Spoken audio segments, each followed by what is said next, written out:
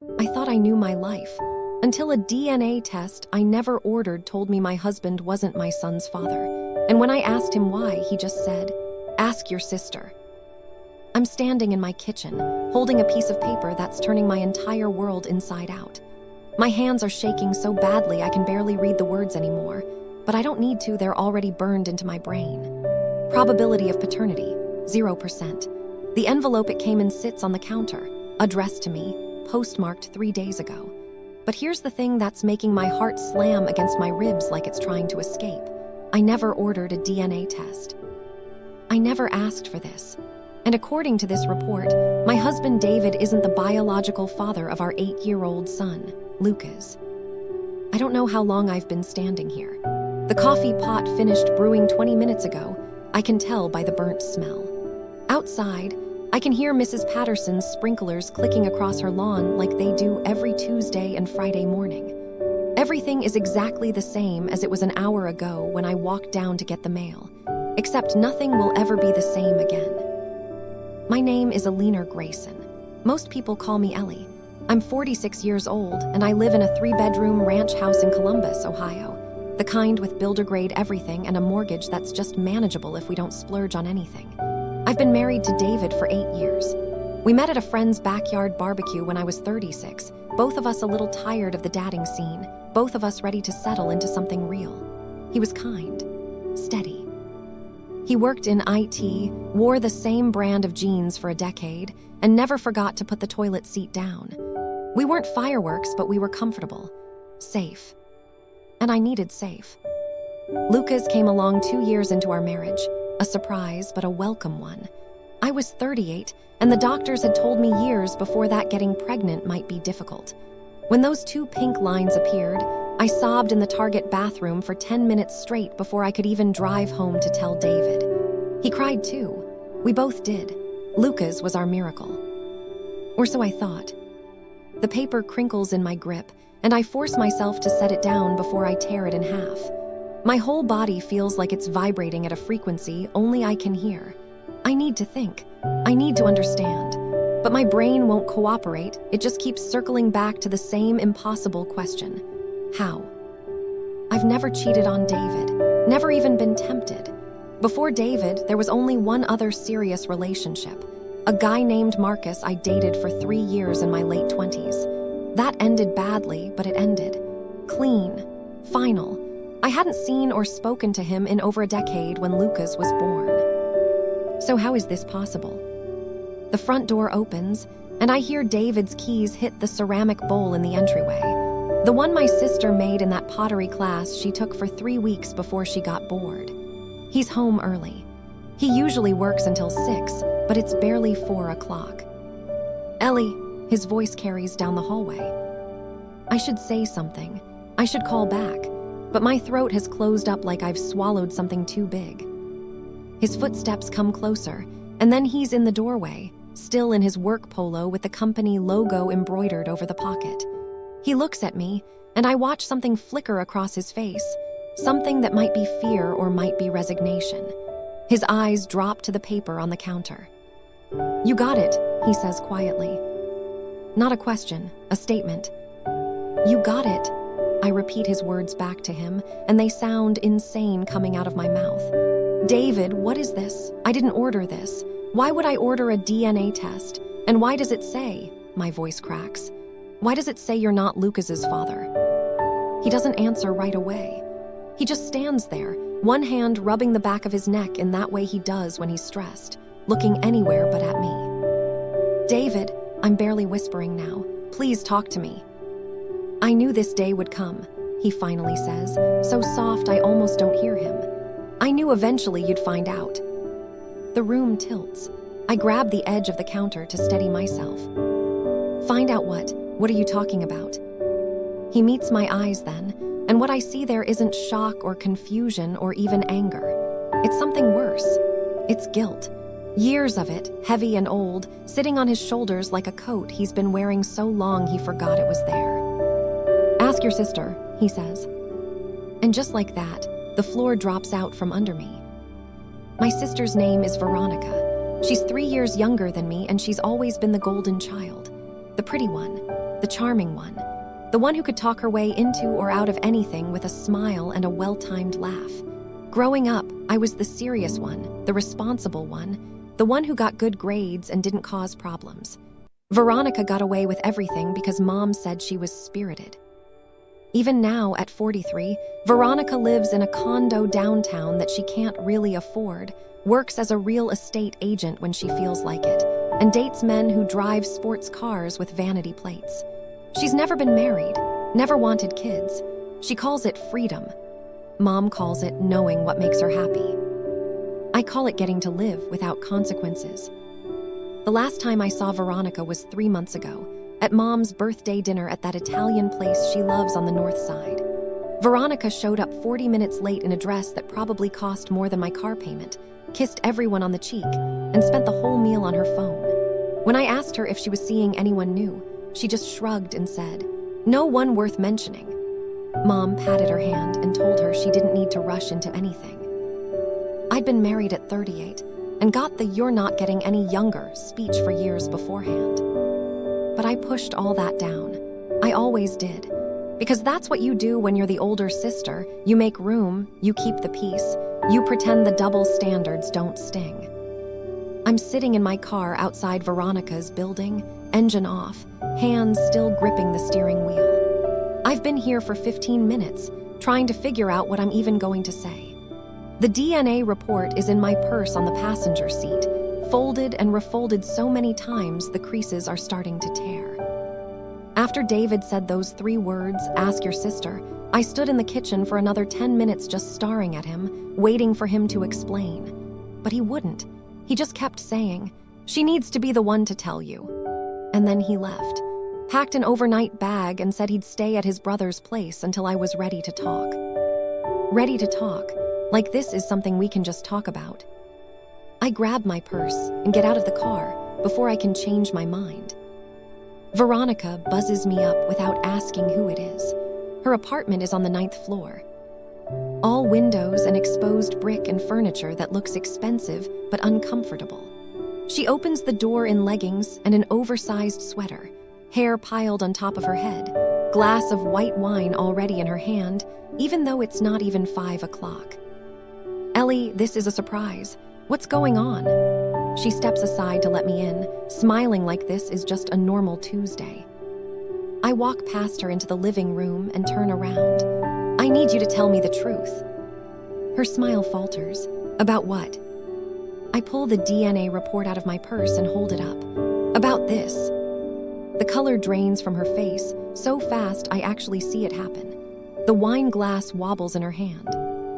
"Where did you get that?" Her voice is barely a whisper. "It came in the mail to my house, addressed to me." I take a step closer. "I didn't order it, Veronica, but David said when I got it I should ask you about it, so I'm asking." She sets the wine glass down on the coffee table with a shaking hand and sinks onto the couch like her legs won't hold her anymore. "Ellie, She stops, starts again. "I never wanted you to find out like this." "Find out what?" My voice is louder than I mean it to be. She won't look at me. She's staring at her hands, fingers twisting together. "It was supposed to be a favor. For you. You wanted a baby so badly, and the doctors said it might not happen, and David. He came to me and said you were heartbroken every month when the test came back negative." "What are you talking about?" She finally looks up and her eyes are red. "David and we helped you, together, so you could have Lucas." The words don't make sense. They're in English, coming out of my sister's mouth, but they don't form anything coherent in my brain. "Helped me," I repeat slowly. "You were so desperate to be a mom, Ellie. It was all you talked about. And David said he'd do anything to make you happy, but there were problems. He'd had a vasectomy in his early 20s before he met you, and he never told you because he thought maybe it could be reversed, but it couldn't, and..." "Stop," I hold up my hand. "Stop talking." But she doesn't stop. "He asked me to be a surrogate, to carry a baby for you. We'd use a sperm donor and my eggs, and I'd be pregnant and give you the baby, and you'd finally get to be a mom like you always wanted." "That's not what happened." My voice is cold, dead. "If that's what happened, then why does Lucas look exactly like David? Why did I give birth to him?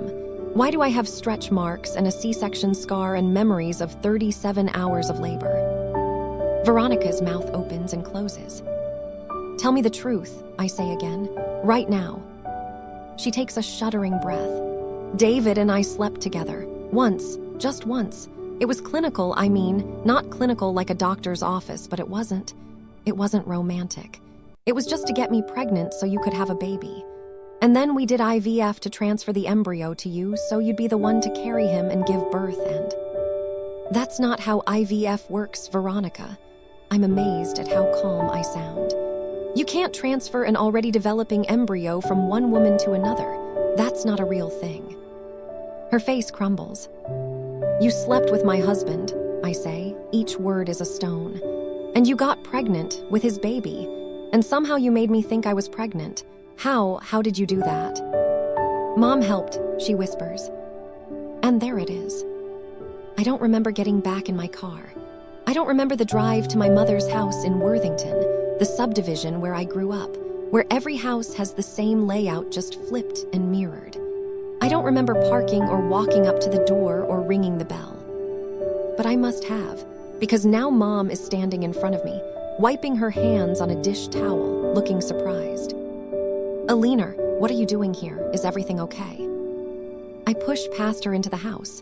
It smells like lemon pledge and the pot roast she makes every Tuesday. There are photos on the walls, Veronica's college graduation, Veronica at the beach, Veronica and Mom at some charity gala. There's one of me, tucked in the corner near the bathroom. My high school senior portrait. Ellie, what's wrong? Mom follows me into the living room. I turn on her. How could you? She blinks. How could I what?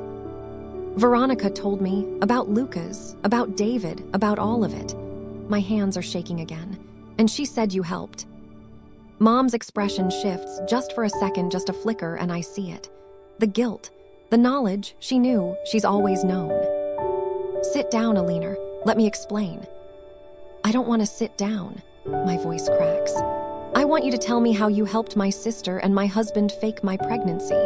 How you let me think I was carrying my own baby when I wasn't. How you let me go through labor, Mom, for a lie. You weren't supposed to know, she says, and her voice is so calm it makes me want to scream. It was supposed to be a gift. Veronica carried him for 4 months, and then we told you that you were pregnant, and we made sure you believed it. How did you make me believe it? She sighs like I'm being difficult. The doctor visits were staged. The ultrasounds were Veronica's, but we put your name on them. We made sure you didn't go to any appointments alone so we could control what you saw and heard. And the birth, well, you were so heavily medicated you didn't notice the baby was bigger than he should have been for the dates we'd given you. I'm going to be sick. And David knew, the whole time. Of course he knew, Mom says. It was his idea. The room spins. He came to Veronica first, Mom continues, like she's explaining something simple. He said you were so depressed about not getting pregnant that he was worried about you. He thought if Veronica could help, it would save your marriage. Save you. Save me, I echo. And it worked, didn't it? You got to be a mother, you got Lucas. You've been happy. I've been living a lie, the words explode out of me. For 8 years. 8 years of thinking I gave birth to my son, that he's mine, that my marriage is real. He is yours, Mom interrupts. You raised him, you love him. Biology doesn't change that. It changes everything. I'm crying now, hot, angry tears streaming down my face. You took away my choice. You let my husband cheat on me with my own sister. You helped them gaslight me into believing a fake pregnancy. Do you understand how insane that is? We did what was best for you.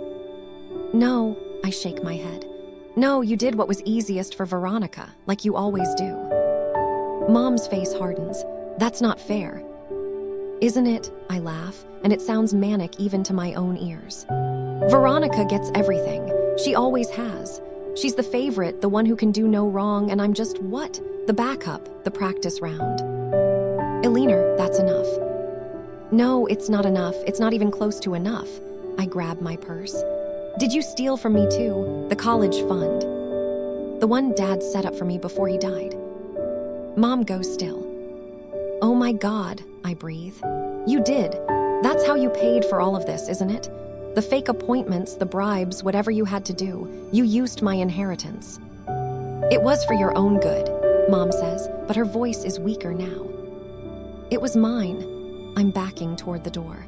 Dad left that for me, for my future, and you gave it to Veronica and David to lie to me. Where are you going? Away from you, I say, all of you. I spend that night in a hotel near the airport, one of those extended stay places with a kitchenette and a fold-out couch that smells like industrial cleaner. I don't sleep. I just sit on the bed with my phone in my hands, scrolling through 8 years of photos.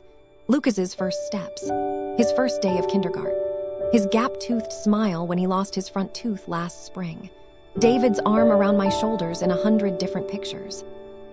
My sister at holidays, holding Lucas, smiling like she's just a doting aunt.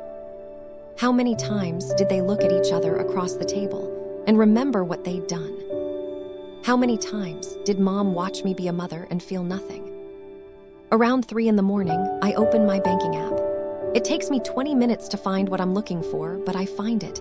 Transfers from my old savings account, the one Dad's life insurance money went into starting 9 years ago.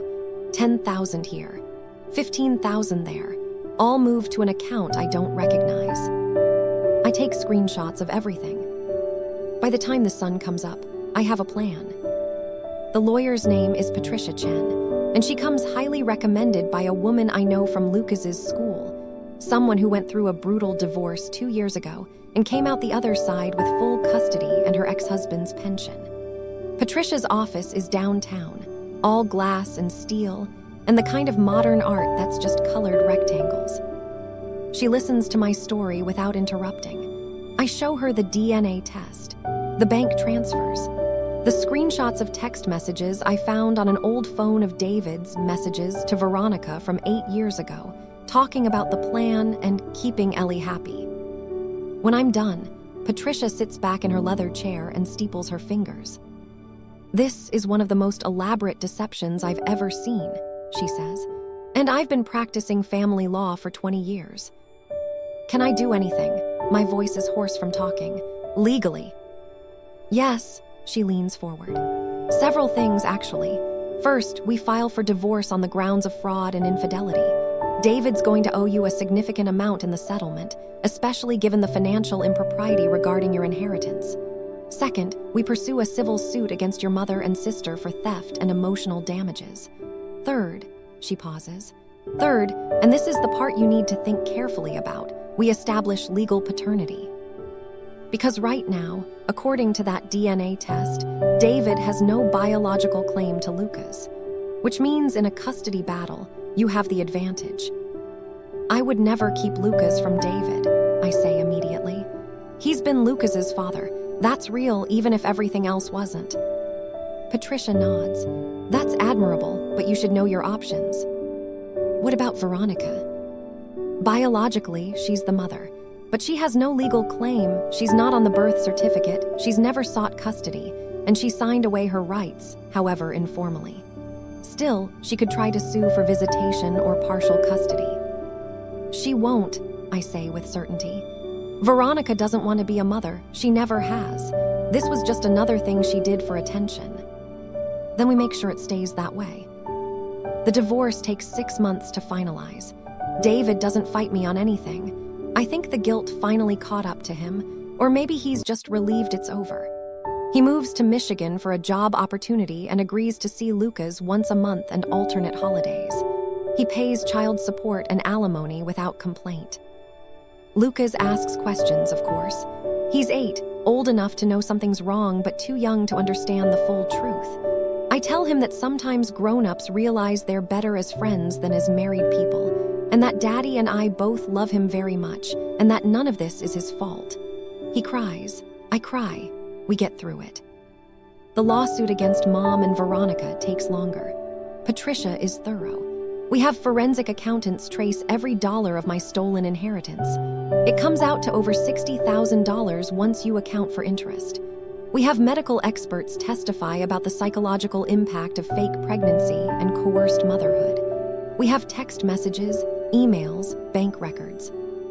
Veronica tries to claim it was all David's idea. Mom tries to claim she was only trying to help. The judge doesn't buy it. In the end, they're ordered to pay full restitution plus damages. Mom has to take out a reverse mortgage on her house. Veronica has to sell her condo. I don't feel good about it, but I don't feel bad either. 2 years after I found that DNA test in my mailbox, Lucas and I are doing okay. Better than okay. We moved to a different neighborhood, a smaller house, but it's ours. I got a new job at a nonprofit downtown, working with women who have left abusive relationships. The pay isn't great, but the work matters. Lucas is thriving in 4th grade. He's on the soccer team and takes piano lessons on Thursdays. He still sees David once a month, and I've made peace with that. David loves Lucas, I believe that, even now. He just loved himself and his guilt more. I don't talk to Veronica anymore. She sent a letter last Christmas, a long, rambling apology full of excuses and explanations. I read it once and threw it away. Some betrayals are too big for forgiveness, at least not the kind that lets people back into your life. Mom calls sometimes. I don't answer. Maybe someday I will, but not today, not yet, maybe not ever. Here's what I've learned. You can't make people love you the way you need to be loved. You can't force your family to see you, to value you, to treat you like you matter. And trying to earn that kind of love, trying to be good enough, quiet enough, understanding enough will destroy you from the inside out. I spent most of my life being the easy daughter, the one who didn't make waves, the one who swallowed her hurt and her anger and her disappointment, because keeping the peace was more important than keeping my dignity. I'm done with that. These days, Lucas and I have a Sunday morning routine. We make pancakes, the kind from the box, because I'm not trying to be perfect anymore, and we watch cartoons, and we just exist together. He sits next to me on the couch with his sticky syrup hands and his wild bedhead, and he's mine. Not because of biology or birth certificates or DNA tests, but because I chose him, and I keep choosing him every single day. That's what makes a family, not blood. Not obligation, but choice. If you're watching this and you see yourself in my story, if you're the daughter who was always overlooked, the sister who was never enough, the woman who gave and gave and gave until there was nothing left, I want you to hear this. It is not selfish to protect yourself. It is not cruel to set boundaries with people who hurt you, even if they're family. It is not wrong to walk away from relationships that cost you your peace. You don't owe anyone access to your life, your energy, your love, not even the people who share your DNA. And if the people who were supposed to protect you were the ones who hurt you most, that's not your fault. It never was. You deserved better. You still do. So let them go. Let the guilt go. Let the hope that they'll change go. And start choosing yourself. Because you're worth choosing, every single time.